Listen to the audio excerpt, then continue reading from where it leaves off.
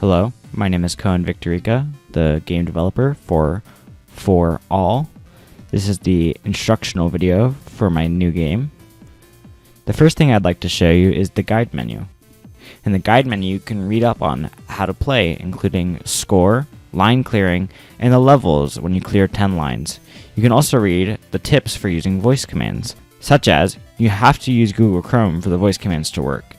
But I'd also recommend that when you do use voice commands that you play in the slow mode in the accessibility options. Next, I would like to show you the control menu. This is where you can learn about the controls to play the game, including the keyboard and voice controls. On the left-hand side, you can look at the input that you would use for your keyboard, or if you're using voice commands, the different words that you would say.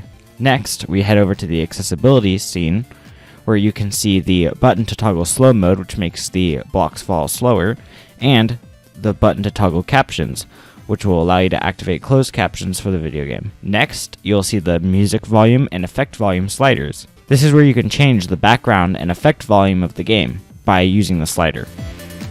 On the right hand side, you can see the effect test and checklist button. The effect test will play a test of the effect volume. That way you know what it sounds like in the main game. Next, we have the checklist button. The checklist button will take you to the checklist of all the accessibility features that I looked at for this video game. You can click each category's button to look at them, such as motor, cognitive, vision, hearing, speech, and general disability accessibility. Next, when we go into the play, it'll take us to the main game, which is where you can play with either voice controls or you can play with your keyboard.